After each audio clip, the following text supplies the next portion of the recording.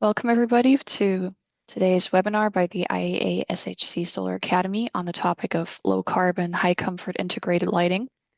We will first watch a recording of the presentations that were given in the initial webinar session on Tuesday. And after the presentations, we will be joined by the speakers and by Bärbel Epp, our moderator, for a live Q&A session. So while you're watching the recording of the different presentations, you can already submit your questions in the Q&A box. And then once we have the speakers with us, we will take your questions to them and we will have a moderated Q&A session. All right, so for now, I'm going to leave you with the recording of the presentations and we will speak again in a bit. So welcome everybody to today's webinar by the IEA SHC Solar Academy on the topic of low carbon, high comfort integrated lighting. My name is Ellen. I'm a representative of the International Solar Energy Society team here in Freiburg. ISIS is the technical host of this event, and I will start by giving you a short introduction to ISIS and the work we do, and then we will get started with the webinar. So ISIS is an UN-accredited membership NGO. We were founded in the 1950s, have been UN accredited since 1992, so we have been around for quite a while. And nowadays, we have a diverse international membership with members from 110 countries, to be exact. And our mission is 100% renewable energy for all, used efficiently and wisely. And to achieve our mission, we have quite a lot of activities going on. For one, you've probably heard about our conferences. We have, for example, the Solar World Congress. The banner that you can see on the slide is from last year's conference. The next one will take place in 2027. And then we also have our Eurosung conferences. The next one will be held this year in Freiburg in Germany from the 14th to the 18th of September, but more about that later. We also do webinars, such as the one today. And we have education initiatives. We also have two major publications. One of them is the journal Solar Energy, which you might be familiar with. And then additionally, we also do infographics, and we even have an online solar energy museum. So we are deeply committed to advancing the dissemination of solar energy. You joined us for a webinar today, and of course, this includes a Q&A session, which is one of the most important parts of that webinar. So we will start with presentations from our four speakers. And then while that is going on, you can submit your questions in writing via the Q&A chat box in Zoom. And then at the end, we will have a cumulative Q&A session. And please keep your questions short and precise so we can work with them in an easy way. And with that, I'm happy to introduce you to today's moderator, Bärbel Epp. Bärbel is the founder and managing director of the consultancy Solrico, and she's also responsible for the newsletter of the web portal Solar Thermal World. And she will be moderating today's event and will be taking in all your questions. And with that, I'm happy to hand over to her. Bärbel, thank you for joining us today, and the floor is yours. Yeah, Ellen, thank you very much. I'm happy for another webinar of this series, Solar Academy. And I would like to introduce you the IEA Solar Heating and Cooling program first in some slides. And I will share my screen and start presenting. Yeah, so what is the IEA Solar Heating and Cooling program? It's a project-focused international R&D collaboration, also fairly old. We have 15th anniversary this year and next year.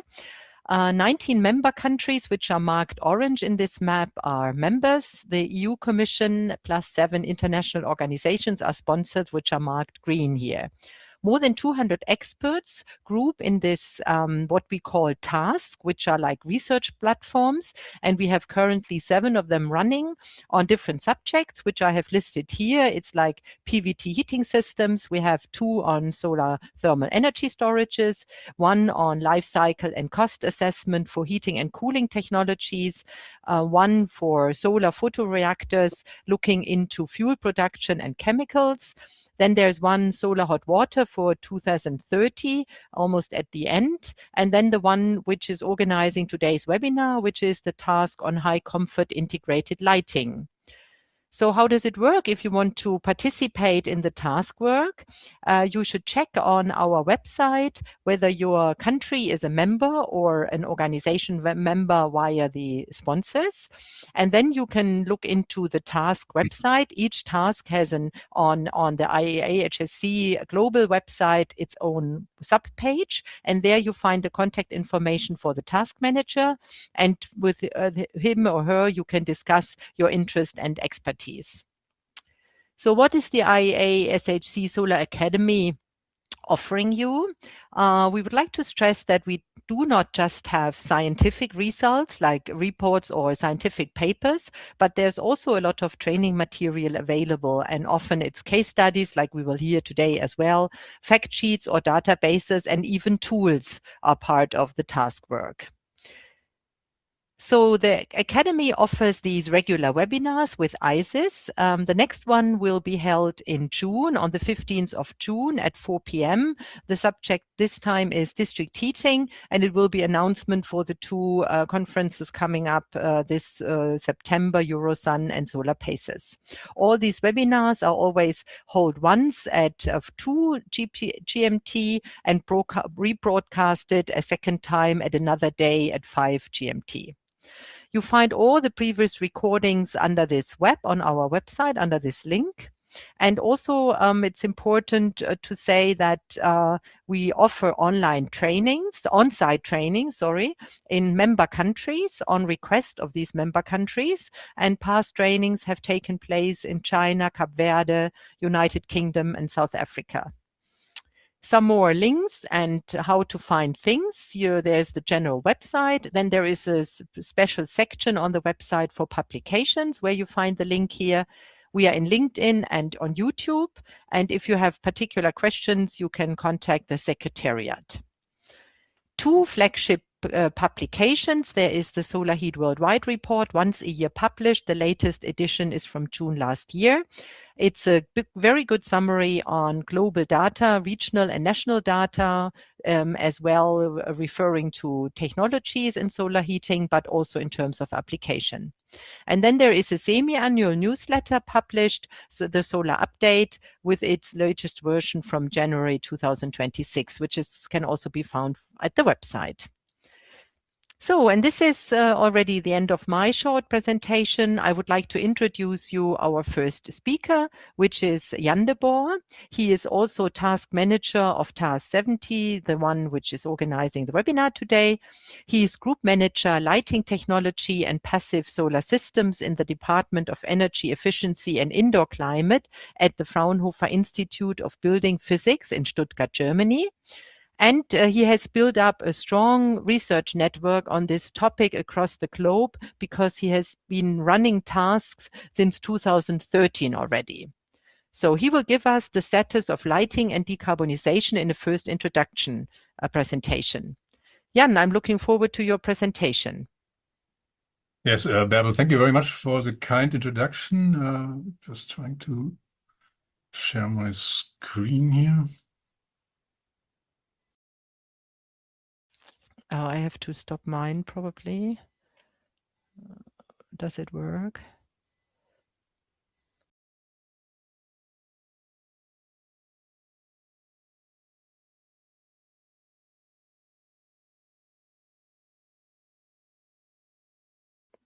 Ah, now it's coming. It's coming? Okay. Yeah. Yeah, we're getting there. Good. We see your first slide. Okay, perfect. In presenter mode. Okay, perfect, Jan. Yeah, thank you. So it's a pleasure to introduce to you this joint research task, low carbon, high comfort integrated lighting. And today's talk is going to be basically split into two parts. On the one hand side, I'm going to give you an overview of the whole research project. And then in the second part, I'm going to dive a little deeper into the part of the title which is on low carbon lighting. So first of all, talking a little about what motivated us for this activity. We are still seeing in lighting an increase in intensity worldwide by around 2% each year. We know that electricity for lighting accounts for around 5% of the global greenhouse gas emissions, and from the electrical energy consumption side, we are at around 15%. More and more, we are going by ordinances, by political will to reduce the carbon content in all the processes. So decarbonization by 2045 or 2050 is in many countries a goal we are aiming at. In this context, we are, of course, then seeing quite some restrictions on CO2 emissions coming up. We are seeing a higher competition for electricity as well if we're addressing electric lighting, and that all brought us to start to look on a wider perspective into lighting solutions. So far within IEA, we had focused quite strictly on the energy side, and we're trying to widen the perspective here on the whole life cycle chain and introducing here embodied carbon rating, operational carbon rating, things like that, trying to understand that better. For electric lighting as well as for daylighting technology, we are trying to incorporate into our research regional energy market aspects, trying to address that, and also looking at, of course, at the interaction with other building trades. So where are we technology-wise at? I think we all know and have seen that the LED transition on lamp level is generally performed. We are having highly optimized, highly industrialized products here. It's a little different on luminaire level side. So there are still some potentials for decreasing embodied energy. If you're looking at modular luminaire architectures, direct integration of components into of lighting components into building components and architecture. We are seeing some new task lighting concept, and of course, retrofit solutions are out there, which can be quite efficient. Then looking at the facade, at the daylighting side, it is in the core aspects basically about reducing masses in the facade. There are technical solutions here at the brink of going stronger into the market. If we're looking at how we can cope with sun shading or glare, smart glazing systems are out there, vacuum glazing, so that all gives us new chances and opportunities to reduce basically the masses in the construction. On the right-hand side, you're seeing another component driver here is that more and more recycled components are used. What you're seeing here by a reduction of 40% is a comparison of standard glazing by low-carb glazing, which you by now get from the bigger manufacturers as they are using more and more recycled glass in their manufacturing facilities and processes. We have other aspects to address in this project. Of course, the architectural and design constraints.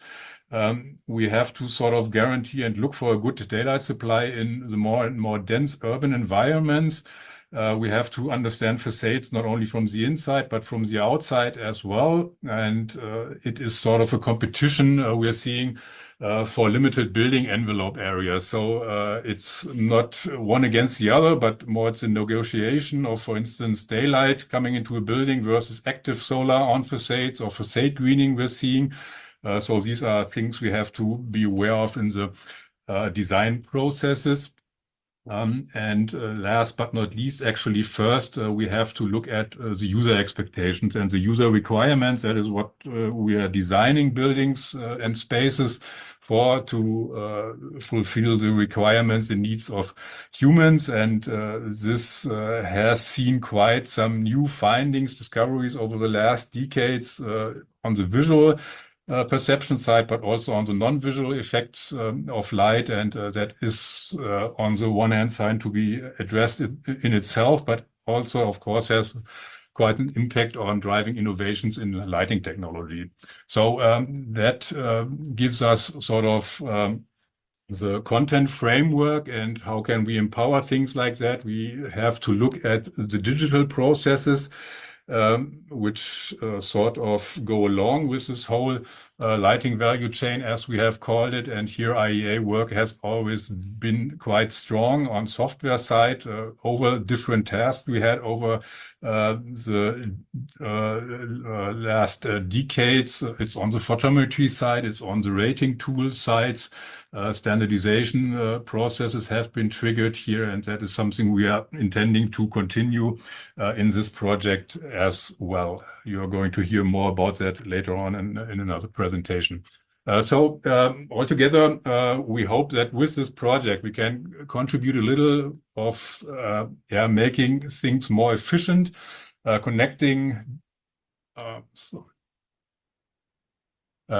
technologies and design employed with the supply side, the grid contacts, to hopefully get better than what we're seeing in this upper process line and coming to more efficient solutions you're seeing down here.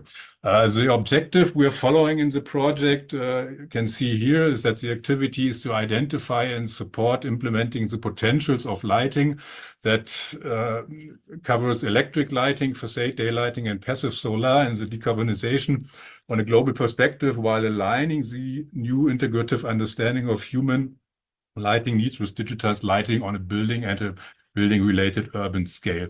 We have cast this objective, the scope, into this structure you're seeing here. We're organized in 4 so-called subtasks. The first subtask is on scenario strategies, roadmaps for decarbonizing, for reducing the carbon footprint. The second subtask is on the user requirement side, addressing specifically visual and non-visual aspects, quite research-oriented.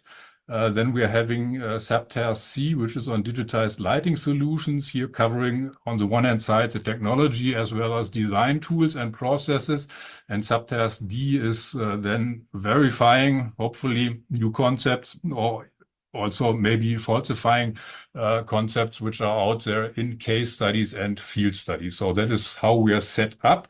And we are a group of around 50 participants, 50 active experts from altogether 15 countries.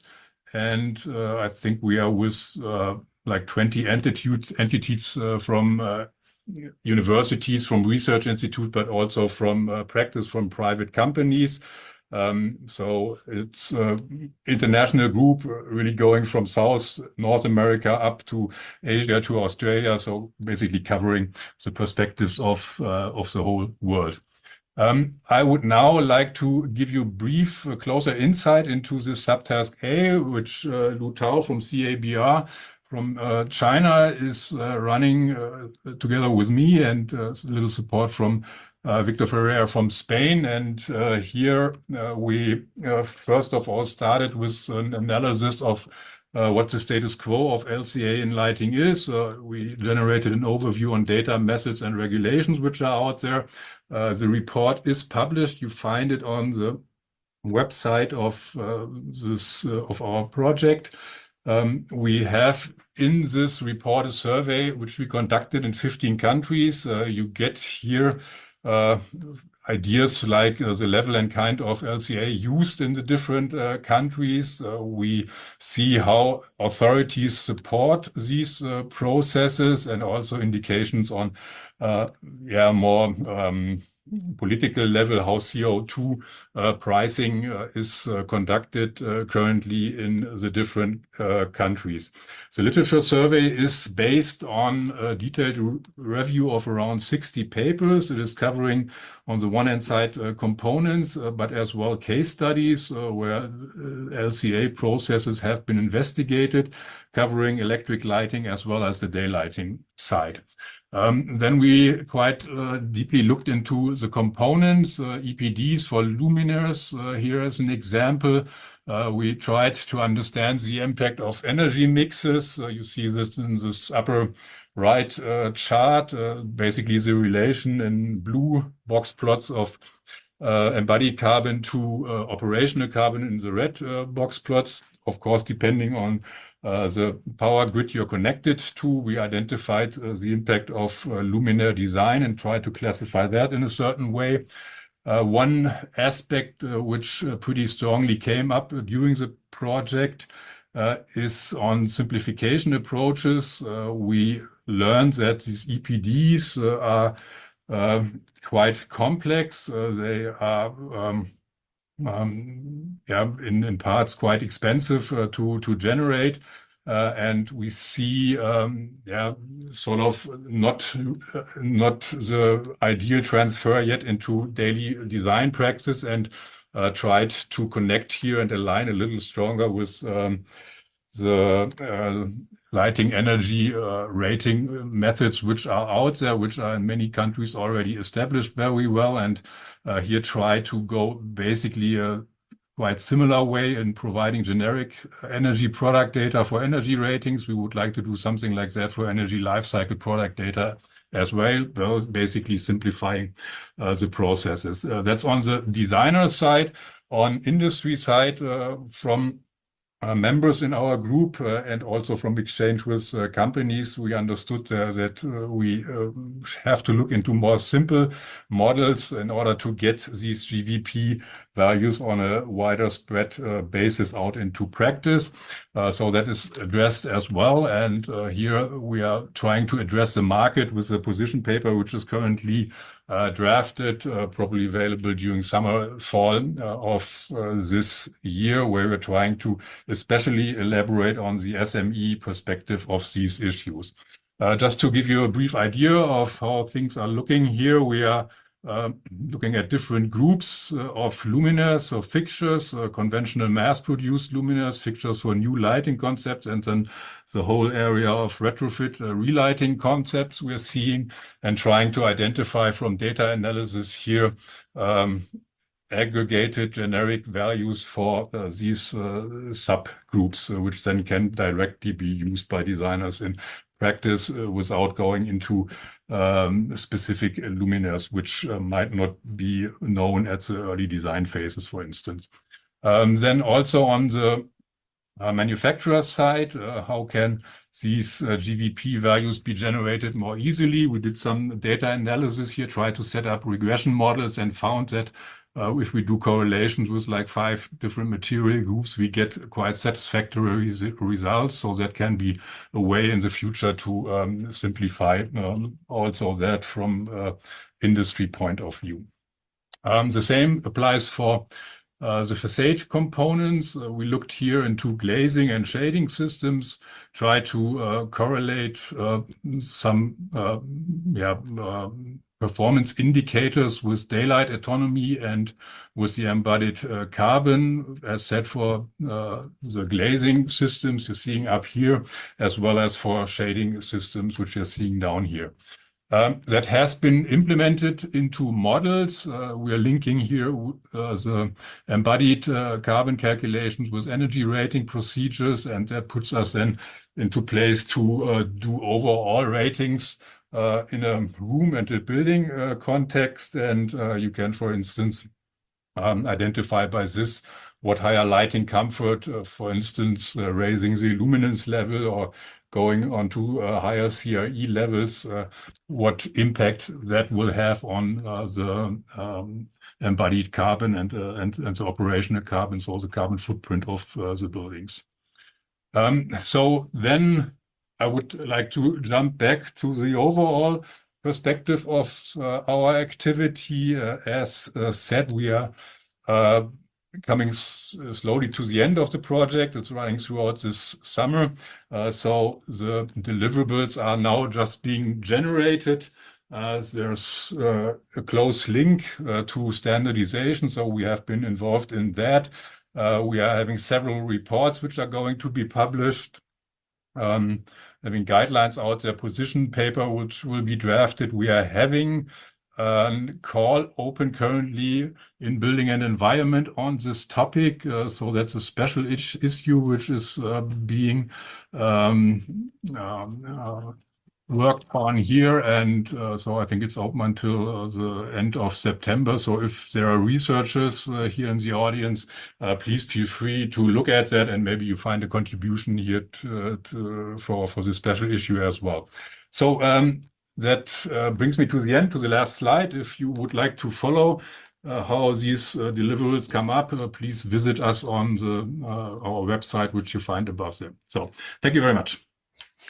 Super, Jan. Fast and a good overview. I think what is really impressive about your task that there are researchers and industry working together. I think that is very visible if we look into what you did with your white paper and your political statement on complicated EPD certification. Maybe we can go back to this in the Q&A as well at the end. Thank you, Jan. And please, our participants, there's a special Q&A button here in the bottom of the screen, and you can use it, type in your questions, and we will have it addressed in the Q&A at the end of the speakers. So in this, I would like to introduce the next speaker.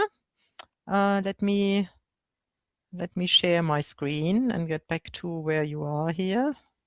Thank you for giving me, let me see, because I want to introduce the next speaker, which is Mandana Kani. She is director of the Master of Science in Light and Lighting and a lecturer of daylighting and lighting both at the Institute of Environmental Design and Engineering at the University College in London. She focuses on human health and well-being in indoor environments and the appropriate use of lighting and daylighting with a human responsive approach. Her PhD topic was on daylighting and visual comfort. And her topic for today's speech is visual and non-visual lighting requirements for decarbonization, collected scientific evidence and emerging insights. So, Mandana, I'm looking forward to your presentation and give you back the screen.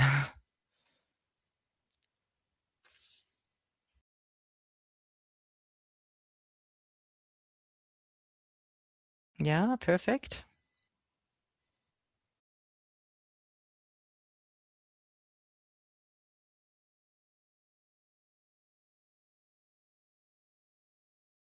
Yeah, you have to go into the presenter mode and unmute yourself.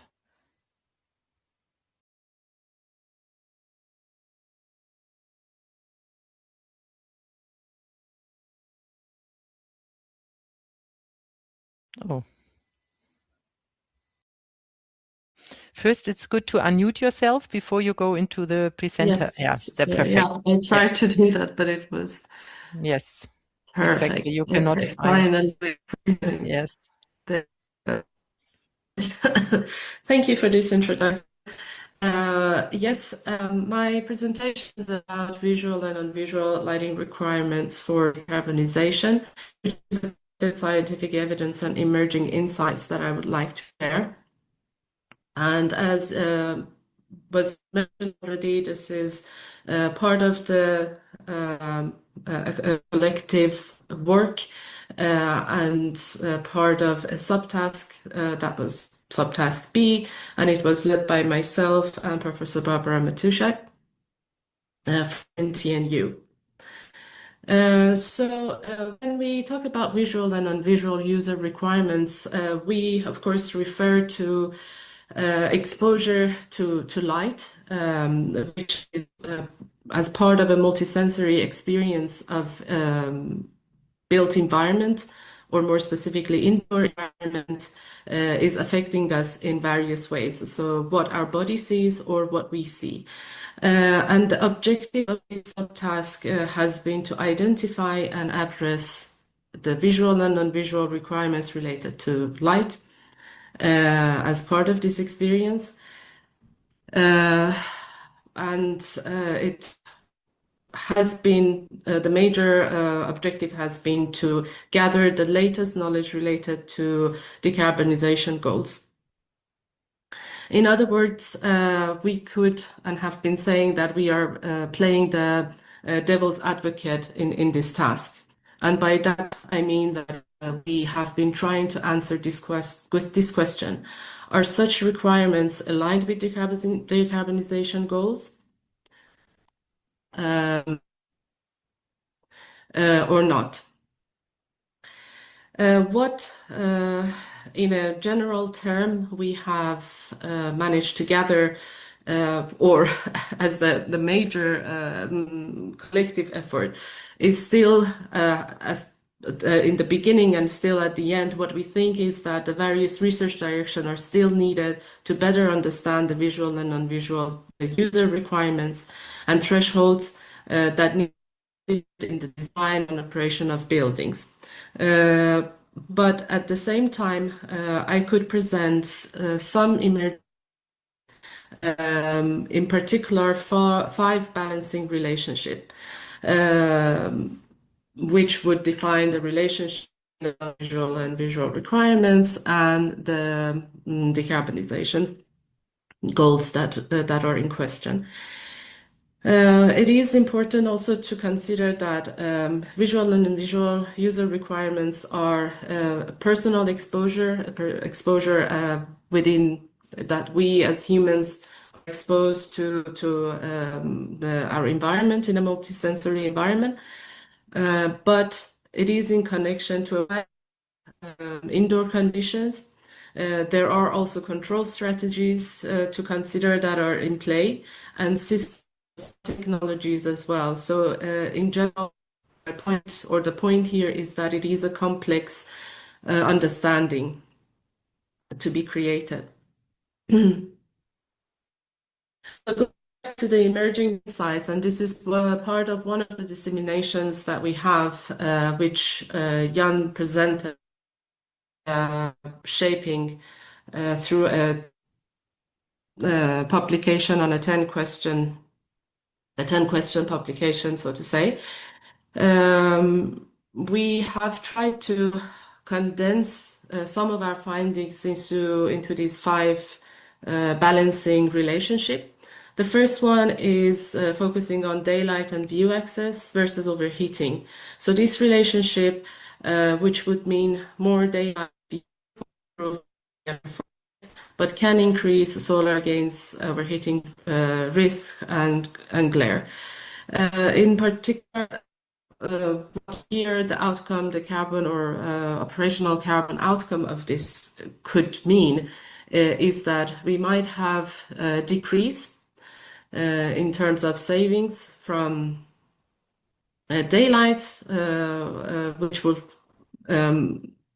result in extra cooling and lighting need, or increase in terms of cooling and glare reduction, which will actually savings. The next balancing relationship that can be mentioned is air control versus. Mandana, do you think you can close your video because you have disturbance in your speaking? I think it might be if you close your video, it's getting better. Is that better? Well, let's see, because every 30 seconds your voice is gone. Let's see. Oh, sorry about that. Okay, go ahead.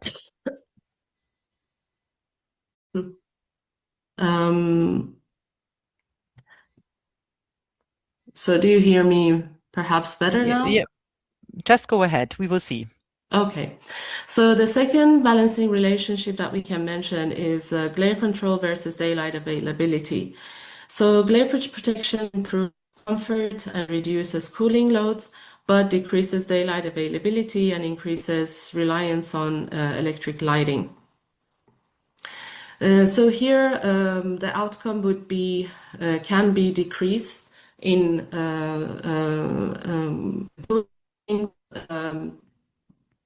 well, basically meaning that cooling savings will dominate reduction in lighting energy, or an increase. So lighting penalty dominates cooling savings.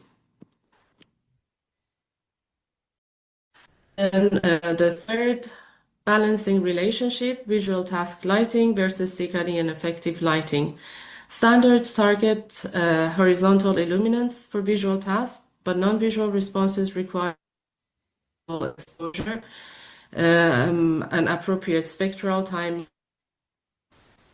So more specifically, this might be likely to increase operational carbon, especially when electric lighting is used to meet in deep planned or poorly daylit spaces, or may decrease operational carbon if daylight and efficient lighting strategies meet both visual and non-visual needs effectively. Be the circadian timing and spectrum versus operational carbon. So biological effective exposure might affect in specific time of the day, as a specific time of the day, and this timing may affect the dynamics of the energy grid and the carbon grid, so to say. So meaning that the outcome would be that it may increase operational carbon or may decrease operational carbon, depending how the design has been. Finally, adaptive and responsive lighting versus person control.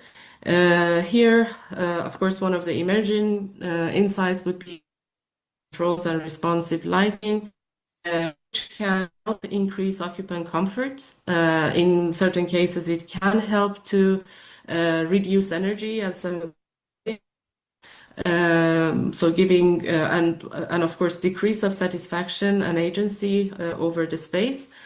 However, it is by and in some ways, it also may lead to higher energy use or greater variability in operational carbon. So again, in terms of outcome, it could have positive or negative, or it may increase or decrease the operational carbon. So these 5 insights will be explained in more detail in one of our publications, but overall, the overall conclusion is that the lighting and daylight strategies can both reduce and increase operational carbon depending on how visual and non-visual requirements are delivered. The operational carbon impact of occupant-centered lighting is therefore not determined solely by lighting energy demand, but the interaction between daylight availability, facade design, glare control, circadian timing, behavior, personalization and agency, and temporal dynamics of the energy system. Another point is that circadian effective lighting introduces additional spatial, spectral, and temporal constraints because biologically meaningful exposure must occur at specific times and often requires higher vertical monopic illuminance. Consequently, strategies intended to support health and well-being may conflict with decarbonization, at least with the strategies that we have now and with the findings and our knowledge currently, or demand flexibility goals in some contexts. At the same time, what we can say is that integrated daylighting, facade lighting control, and personalization strategies that were mentioned in these 5 emerging insights may provide opportunity to simultaneously support well-being and operational carbon reduction if designed holistically. And future progress depends on interdisciplinary approaches that integrate human health, behavior adaptation, building performance, and time-varying operational carbon within unified frameworks.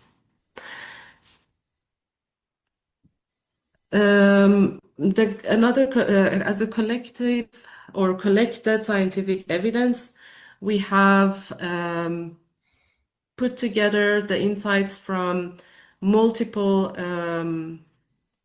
studies, and this is how we are imagining it to look like. So this is not still available. However, within this collection, a book of collective scientific evidence on visual and non-visual requirements, we have included 6 main parts. On part 1 is on visual stress mitigation and mitigation, a collection of studies that are or research that are on improved understanding of the visual environment for humans. Part 2 is specifically on window view as itself and quality of the view, and relationship between window view and urban morphology. And part 3 focuses on non-visual effects, where again, some of these new developments, some of the new developments in visual, non-visual aspects are put together, as well as measurement and assessment methods of non-visual aspects. The 3 last part focuses on digital tools, case studies, or a case study that would show some of these aspects, and carbon footprint that is sort of a connection between our findings and subtask A that was presented. A quick overview or perhaps mention is there's several studies or people that have and institutes that have been behind some of these studies. As mentioned in part 1, improved understanding of visual comfort for humans is collected studies of multiple ongoing research. The view preferences and descriptors for room with different visual stimuli and activities are addressed by, again, a collective work of multiple researchers and institutes that have been participating in this task. Related between window view and morphology. And finally, we have new developments for non-visual aspects and measurement and assessment method of non-visual aspects, which are, again, done while across multiple collaborations, but led by different institutes, which are presented in these slides. And here are all the researchers that have been not only collaborated in general context of the task, but also mainly supported this subtask. And with that, I would like to close my presentation. Thank you. Thank you, Mandana. I think this was an interesting insight into how user perspective influences light and light research. I think it's a complex field. Thank you very much for sharing this with us. So we will go now to the third speaker, and I will present, I will share again my screen shortly. So we are now at David, he's next. David Geisler-Modoro. He is a research associate at the Unit of Energy Efficient Building at the University of Innsbruck in Austria since 2023. After completing his doctorate in the technical mathematics, David Geisler-Modoro worked for 12 years as a project manager and head of the competence field Daylight at the Austrian company Bartenbach. So he combines, interestingly, both industry background and research background. And his topic today is digitalized lighting solutions, state-of-the-art in technologies and design workflows. So, David, the floor is yours. Thank you very much, Barbara. I will try to share my screen. Yeah. Thank you very much for the kind introduction. I'm David at the University of Innsbruck now, Unit of Energy Efficient Building, and I was glad and still glad to lead subtask C about digitalization in lighting in this task 70. And I just would like to give you an idea of what the project, our part project was about, and give you some results that we could gain during the last year, or the last 3 years in the project. Okay. So what is it if we talk about digitalization in lighting and daylighting? And how does that connect digitalization and decarbonization? So we're discussing and looking into different topics that we need to think about here. So of course, we start with thinking about digitalized lighting solutions for electric lighting and daylighting. So it's really the core technology, it's the systems, it's the products that are integrated in the building, that are installed in the building. Of course, if we especially think about facades and if we think about daylighting systems, we also need to think about how does that connect to our energy transfer into the building? How is the solar utilization? How does that look like? How is it connected with the HVAC system inside? And of course, also look into struggles and the issue of fighting for facade area if we think about building integrated photovoltaics, for example. All these systems, no matter if electric lighting or daylighting, they need to be controlled to adapt to what we heard from Mandana, to react to the user, to provide what the user needs for specific times and situations. So we need to look into controls. And not only controls for every single system, but also connecting the controls in the building and in the bigger system where the password, the keyword of Internet of Things comes into the play. Then we, of course, need to think about how does that work in the planning process. Jan showed this nice digitalization pathway where a big step and the very start of it is in the design phase, where people start thinking about the solutions, start thinking about facade and lighting concepts. And nowadays it is standard to do that in a BIM-based workflow, so have a BIM model available where all the systems are in there. So we had to look into what is the situation for lighting and daylighting systems in the BIM workflow and BIM process. If we have a digital model, we then also need to evaluate, do we meet standards, do we meet codes? And for that, we have our simulation tools that can do lighting simulation, can do daylighting simulation, but they also need to be extended, they need to be further developed to also be able to do that for the non-visual requirements that users have, and also to connect it to lifecycle analysis evaluations. And finally, we need to tell the story. If we do the simulation, we need to tell the story to our client, to the architect, to the building owner.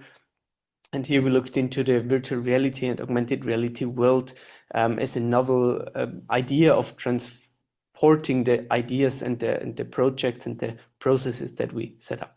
So in the end, it's clustered in two main areas, in two main regions that we have in that work that we did in technologies and systems, and in the process and design tools world. And for both of that, I would like to give you some insights into specific results that we could gain over these years.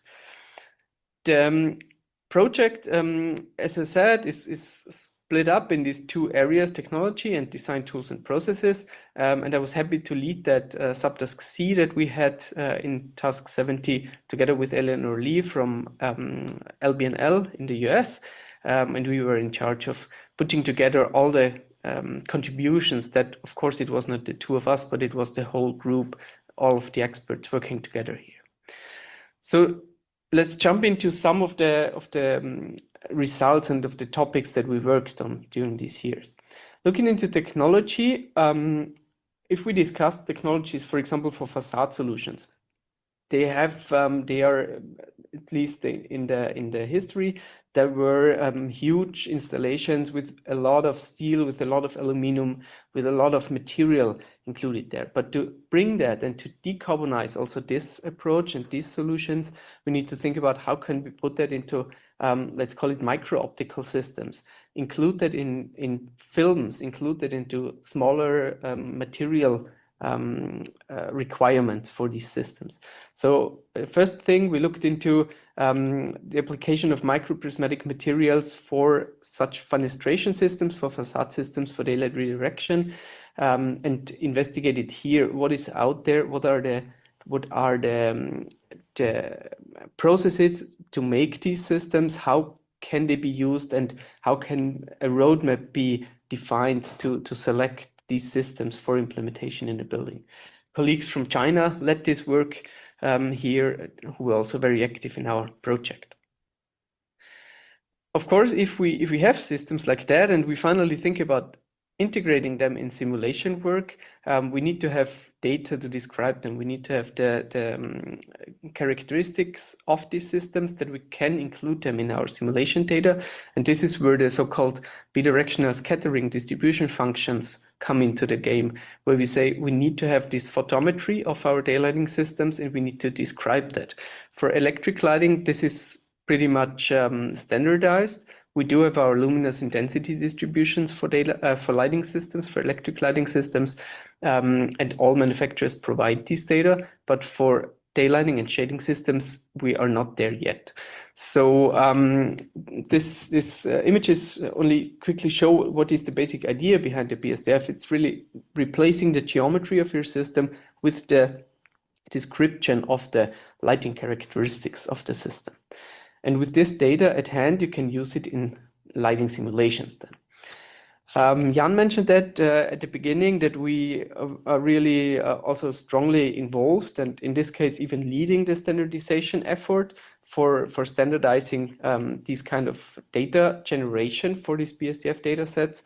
It is linked to the standard that Jan showed, the 10916, which is dealing with evaluating the daylighting effect on electric lighting use, electric lighting energy use. And there a method is described that uses BSDF data, but we don't have BSDF data generation standard at hand now. So this is what we did during the last years, also pushed that forward, and we're happy that we are now at the status of a draft international standard already, and looking forward to getting that published within the next year. A very short look into what is in that standard. We define how can and how should BSDF data be generated for daylighting or shading systems, and we split that up into microscopic systems, which is always, we call it microscopic whenever you can use it in a goniophotometer, so it's measurement based, which gives you a workflow how to do that. And for macroscopic systems, which have a bigger representative area, bigger representative structures, you cannot include them or install them in your goniophotometer measurement device. You need to do simulations to come up with the data. And of course, if you have a system like that and you have a complex surface material, you might even combine both to measure one representation of the surface and use that as input in your simulation. Going further, if we have the data and if we can do the simulation, of course we need to, maybe we ran the simulation in the design process, we know we want to include that, we need to define that, and we need to define these systems also in our BIM workflow.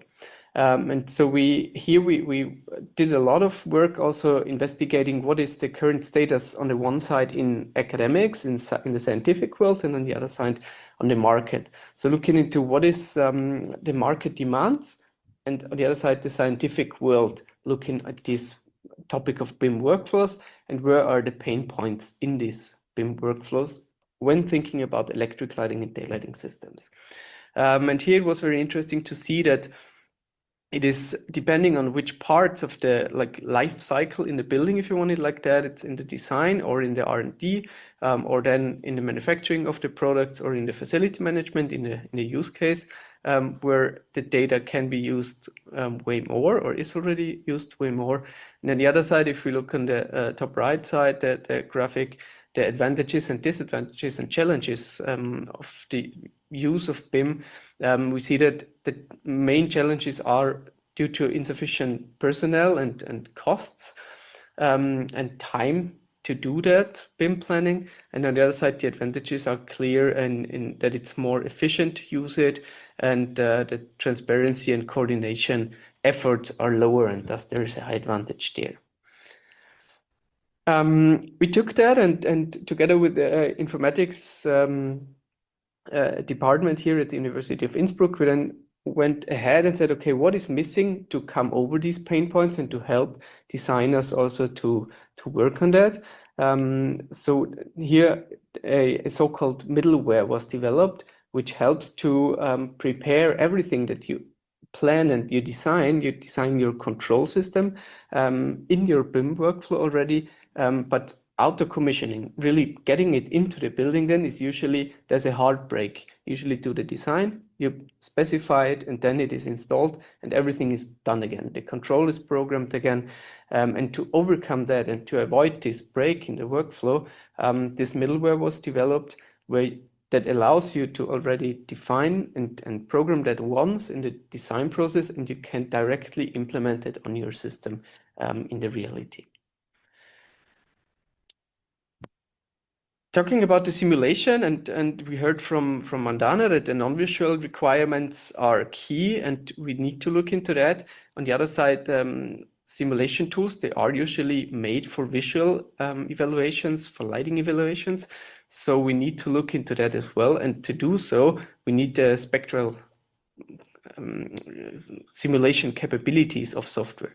And the partners who were also part in the project here from LBNL, who are working on the Radiance software, which is pretty well known for daylighting calculations, they worked on a hyperspectral rendering functionality in Radiance over the last years, and also did that within this task. So there is the feature now available that you can do full spectral simulations within Radiance and come up with all the non-visual evaluations that we need for evaluating the non-visual effects of lighting. To do so and to evaluate if you have new systems and new software systems available, you want to have reference rooms where you can compare your situations, where you can compare your software systems. For this, we defined together, Jan also showed that already for the LCA evaluation, but we also defined this in a full spectral mode, that we have reference rooms available that can be used by designers, that can be used by researchers or software developers as reference cases, and they will be made available with all the data that you need to run the simulations. And as we said, as final part, if I have my simulation results available, I also need to tell the story. I need to present my results to the client. So we did a study on, again, looking into both sides, scientific world and market world, with a survey among lighting designers, how important they see the topic of virtual reality, how well they can use it in their practical work already, and how well it is done. And here we found that the main pain point is that it's not simple and intuitively to be used at the moment, and that there should be easier ways to connect it with your standard lighting design workflow to come up with these VR experiences. Also here from our subtask, and it's my last slide to show you, there will be reports summarizing all that. The things that I showed you, there are already scientific papers out there, but of course the key messages, they will be summarized in reports, which will over the summer also be then published on the task website. Here's the link up there as well. And finally, I'd like to thank also from the Austrian side, all the work that is behind that from our Austrian side. It's financed for our Austrian research funding agency. I'd like to acknowledge that as well, and thank the audience for listening, and I'm looking forward to having a nice Q&A session afterwards.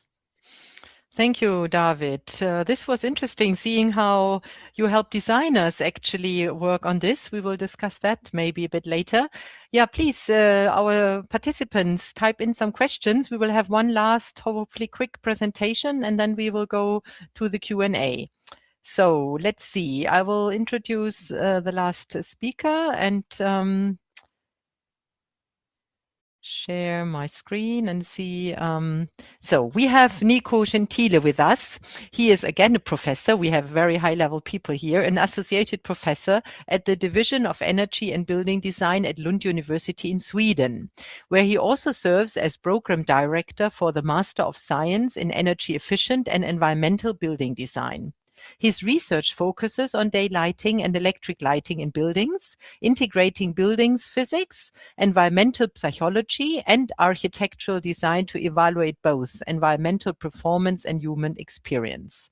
And he will talk today about application and case studies. How do concepts prove in practice?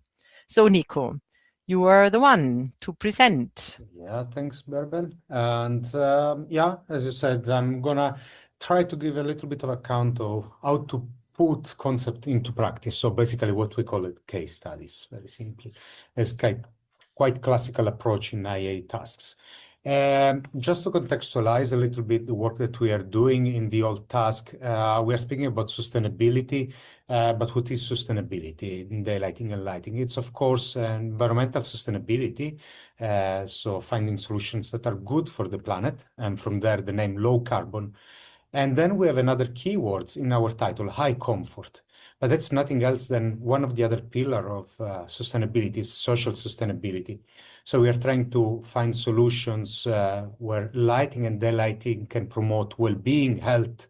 We know that we can do, and this is what we meant with high comfort. And I wanted to mention that because just 2 days ago, it was the International Day of Light, which exists since 2015, when it was nominated by the United Nations because of the role of light and lighting in the development of societies and communities. So we really have an important social roles as well. And then there is, of course, the economical sustainability, financial sustainability there as well. Jumping more specifically into what we are doing in our subtask D and which type of questions we are trying to answer, the first and main one I would say is, can high comfort and low carbon solution be achieved simultaneously? And if yes, which are the environmental impacts across different building scales?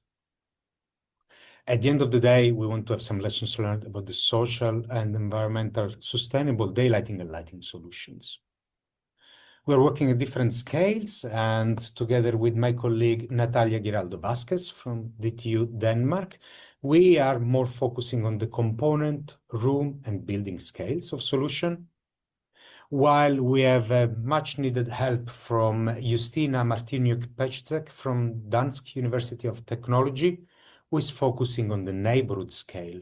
Basically, they're trying to look how urban densification, which is definitely a good thing in terms of environmental sustainability. We optimize city, less solar consumption, more optimization of space, so to speak.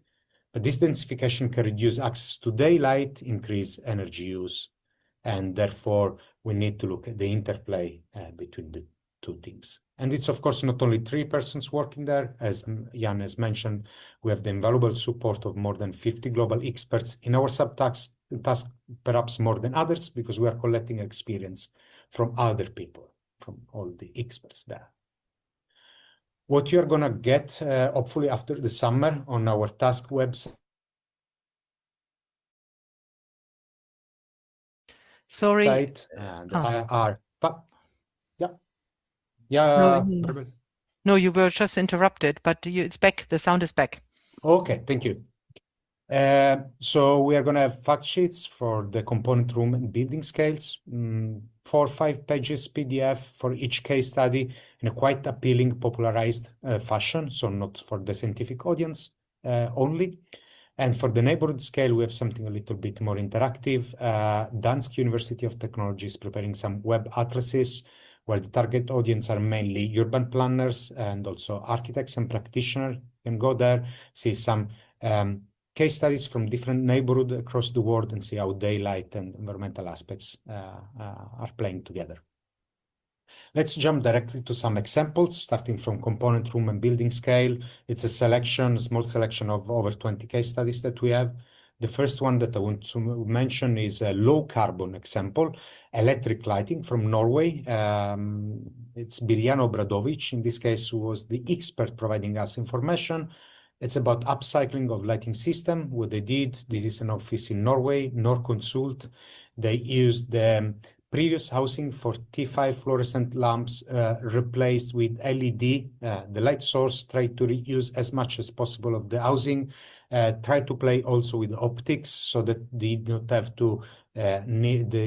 to use new material, and try to compare life cycle assessment for this type of luminaires, installing them in their offices and check the global impact in terms of different impact category, and also some feedback on quality from the employees.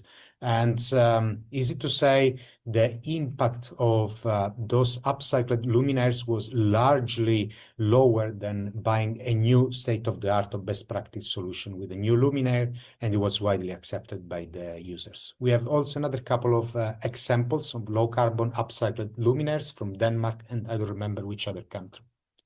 If we move to daylighting system, here the question has been answered in Sweden with two excellent master students that are defending next week, Novia Stella and Anifa. They've been working on the question of shading devices. If we take automated shading device, most of us can agree on the fact that having automated shading, it's normally pretty good in an energy perspective, operational energy. But they asked the question, what happens if we take the whole life cycle perspective? Because for having automated shading, we are using energy and emitting carbon to create motors, we need sensors, we need a lot of other devices, and they will also use energy. They had a quite special case. It was a fully glazed building, so a little bit special in that sense. Long story short, in this specific case, also in all life perspective, the global impact of automated shading was largely lower than manual shading. Of course, I would be curious to see what happens with a little bit more standard rooms and standard geometries, but the main message for me is that we have to ask ourselves those questions. Another low carbon daylighting and lighting example is the newly built zero energy building Living Lab at the university campus in Brasilia. Claudia Naves David Amorim was supporting us with that. Long story short, very highly performing building in terms of operational energy use. The total global emission actually good, but not that excellent. Main message again, we need to increase our perspective to our all life aspect. Then let's start to combine low carbon and high comfort aspect. We have a study here conducted by Pauline Karstes and Luca Focus last year in Denmark, two master students from our master in Sweden. They took a quite common example. There are a lot of industrial buildings in Scandinavia that have been reconverted or are on the way of being converted in offices and in residence. It's called adaptive reuse. And they said, what happens when we do the conversion and we try to comply with the Danish building regulation, which is one of the most challenging or advanced, depending on how you say, on both daylight and environmental impact. They are quite strict and they are increasing and making rules even stricter across the years. They tried many different, let's say, design solutions, actually several hundreds. Long story short, I plot on the y-axis here the global warming potential of different designs. So every point is a different design. We have here, so the lower the better. And on the y-axis, we have, let's say, daylight autonomy or daylight penetration. So the higher, the better. And the lines here, dotted lines, are the different requirements that we have in Denmark at the moment, and then what we will have in the future years. So if we look at the sweet spot of compliance, we see that less and less cases will be complying with both the daylight and environmental regulation as we go ahead with years. And finally, if we move to pure eye comfort, we have several case studies mainly focusing on integrative lighting, so circadian requirements. Mandana has been speaking a lot about that, so I won't focus on that much, but I can say, once again, daylight is very important to reach those new requirements, circadian aspect. We move there to the other scale, neighborhoods and overview. Here it's a little bit more difficult to give examples. I can just mention that we have over 20 case studies from all over the world. Web atlases will be available, and you can check there how daylight and environmental impact, their interplay. So in a nutshell, just to conclude very rapidly, some general lessons learned. When it comes to electric lighting, upcycling is very promising for reducing embodied carbon. When it comes to daylighting mainly, and what we call high comfort and low carbon, they can be achieved simultaneously, but it becomes harder and harder. and we have to look at always them together. And the requirements for integrative lighting, circadian lighting, they call for innovation in lighting and better day lighting. So this comes quite clearly. So in a word, there are some challenges ahead, new requirements and challenges ahead means innovation. So innovation is calling, and I think this is very good news. There is a lot to innovate in the fenestration or window industry, in the facade industry, but also the lighting one. So thank you.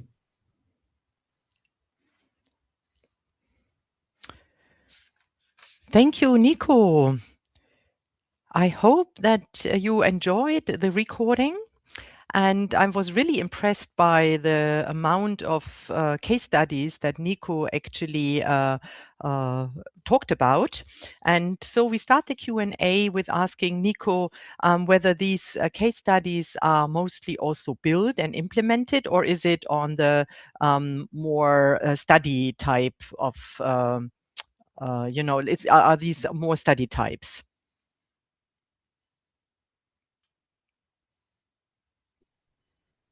Hi. Hi. Sorry. Yes. Yeah. Well, that's a good question. It's a little bit different, I would say, if we're speaking about electric lighting or day lighting.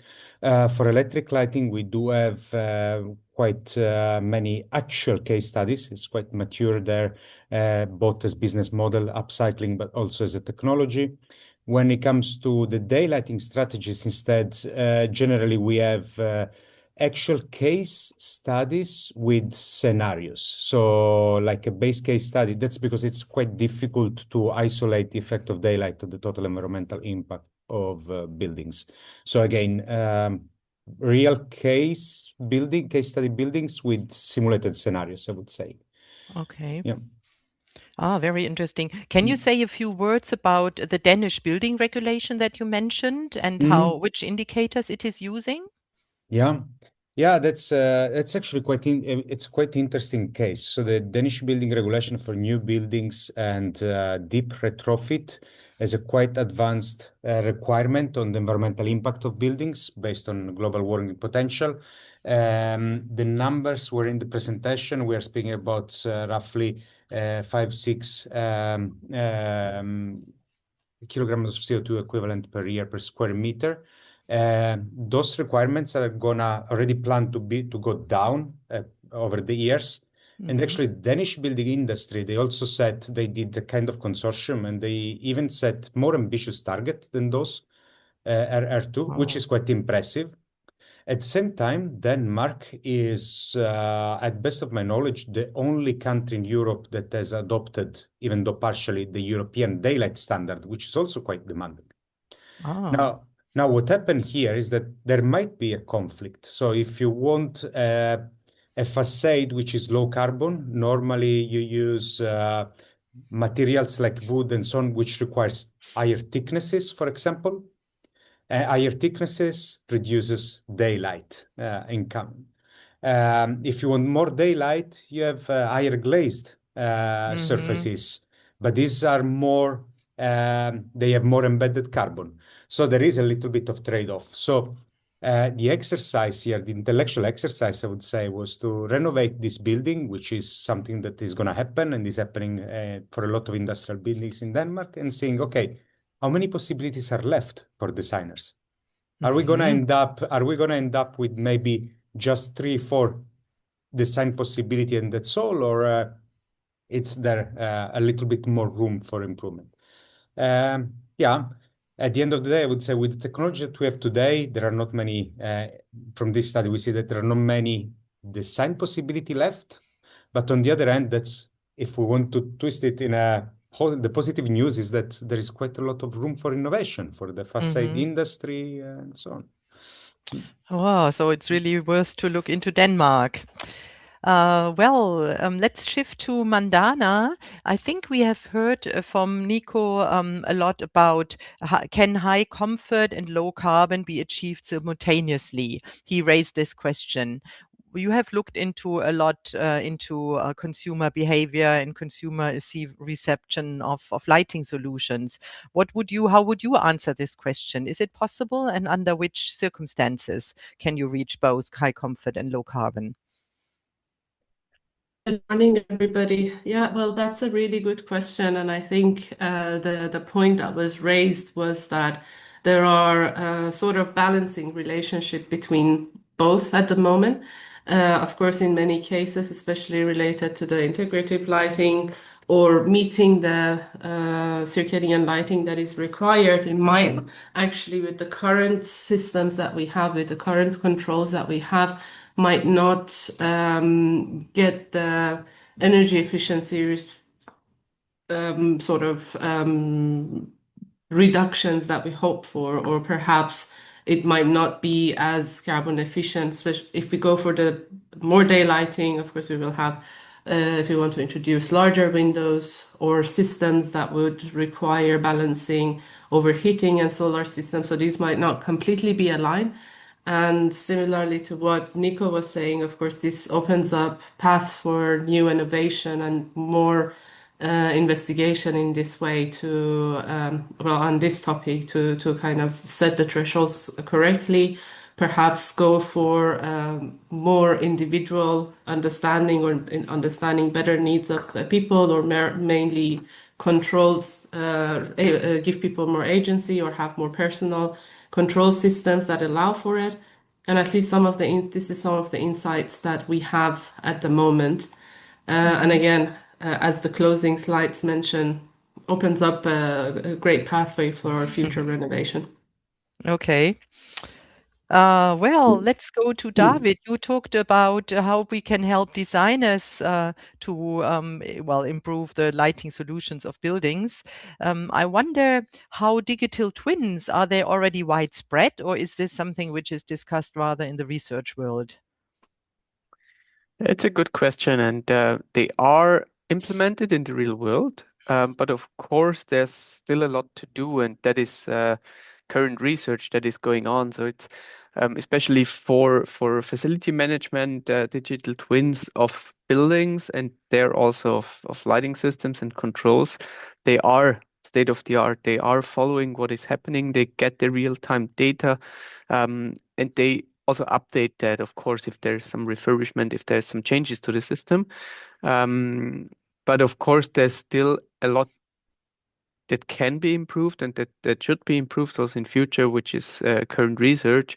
We are, for example, here at the university running a research project on reinforcement learning for lighting controls, so that the system itself learns from the user behavior, from the settings, from the status that the actual lighting system has, with all the boundaries that you specify. It means providing always the comfort constraints as boundaries, but trying to optimize energy consumption and optimize also non-visual needs of users, and that the system itself learns to improve this given the constraints, given the boundaries of the system. So is it really like in solar district heating? I know that digital twins are built up in parallel, but the idea is that after a certain training period of a year or something, they take over sort of running the solar district or the district heating system in general. But I mean, there's not so much people behavior involved in a district heating system. So how does it work between you switch off the light or on the light and your digital twin, which manages your light in your building? How does it work together? Yeah, of course. This is an important point you raise. If you as user switch on the light and switch off the light, there's always something where we say user intervention must always be available for lighting systems, because the user, to fulfill user needs, you first have to give them what they want. So if there is a switch and they want to switch off or on, of course you do that. But then the intelligence behind says, okay, I then slowly dim to a level that is more efficient, still provides enough illuminance and enough melanopic input for the user, but optimizes energy with that demands again. Okay. So I'm looking forward to see such buildings. But let's go to Jan. You have the best overview as the chair of all this and a long-term history in lighting optimization. Can you tell us a bit about the regional distribution where a lot of like innovation or special case studies or whatever is happening in the world? Because you are spread, your researchers come from all regions, but is it more in Asia where they build new skyscrapers, or is it more in Europe because we have stricter regulations? Yeah, good morning, good evening. Yeah, good question, Bärbel. We had in the presentation this number of 2% increase in lighting intensity per annum worldwide, and that sort of gives the whole picture that we're still living in a world where we're having an increasing demand for lighting. But if you're looking at the regional distribution, you can see that within Europe, actually, the lighting intensity went down from these satellite image readings. So that is sort of due to the better technology implied, higher regulations on energy efficiency. And of course, the economy is quite stable. If you're looking into Asian Pacific, it's the other way around. It has been increasing, I think something around 30 to 40% actually. So yeah, linked to the still growing economies we have seen in the last decade, and also growing population. So I mean, that's sort of a worldwide distribution, and also showing specifically for Europe what a good regulation and employment of the technology, which is actually out there, quite high efficient LED solutions can achieve. And some other data we looked into is if you're looking at the retrofit rate, it is within Europe, within North America, within Asia at around 65 to 70%. So where we switched already to the new efficient LED systems, and it's lower if you're looking at Africa, or if you're looking at South America, something around 40 to 50%. So there's still volume there to change to this new lighting systems. And can you say a quick word? What is your the final conclusions of your white paper that you will write about this problem of very cost intensive EPD certification, and what you talked about in your presentation? Yes, I think two directions we're going to address. It's on the one hand side, as shown from the designer perspective, I think we have to look at the early design phases where basic decisions are being made. I think designers, they need aggregated generic data at that point, not specific luminaires or lighting solutions, because they don't know yet. So we have to work on that. And the other direction, of course, is looking into industry, how they can provide these data. And that is a special load for SME. It's not such a big problem for bigger industries. They can integrate that into their digital processes they are having in their companies, into their ERP systems, in their sourcing, which is already quite digitally set up. But for SME, it is a big problem. Getting all these data and having people caring for that, maintaining these data sets. So we need simplifications there. And those are basically the two points we're trying to make in this position paper we are writing up, to not only look at a big industry, but also to look at the smaller and medium enterprise companies, especially once we will see more of these decarbonization topics coming into ordinances or being requested for subsidies. I think Denmark is a good template there. As Nico has shown, they are already very advanced. They found a way to cope with that, but we have to see it from that perspective to be fair on the market to a certain point as well. Yeah. Good. Yeah, thank you. There are no more open questions. I thank you very much. I think this was a great overview, looking from the technical part, regional part, case studies, practical aspects for planners. Very good content. Thank you to the speakers. Thank you to the participants. And I hope pass over to Ellen for the final words. Mhm. Okay, right. Thank you very much, Bärbel. And thank you, of course, to our speakers, to David, Mandana, Jan, and Nico for your presentations. They were very interesting. And thank you as well to you, the audience, for participating. To wrap things up, the recording of today's session, as well as the presentations, will be made available on the ISIS webpage and on the IEA SHC homepage as well. This will happen a few days after the webinar. To all ISIS members on the call today, I would like to remind you that you have unlimited access to all recordings in your ISIS members area. And then finally, a last bit of news from us.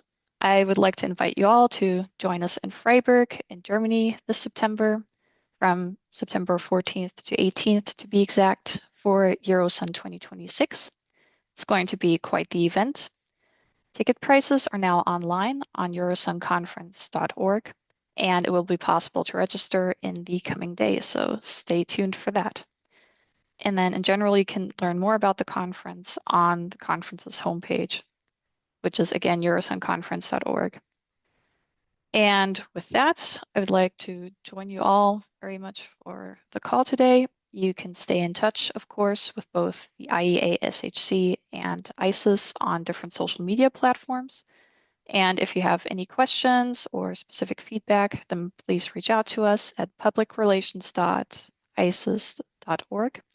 And we are very much looking forward to seeing you on the next webinar. So until then, thank you very much, and Yes. goodbye to everyone. Have a great day. Bye.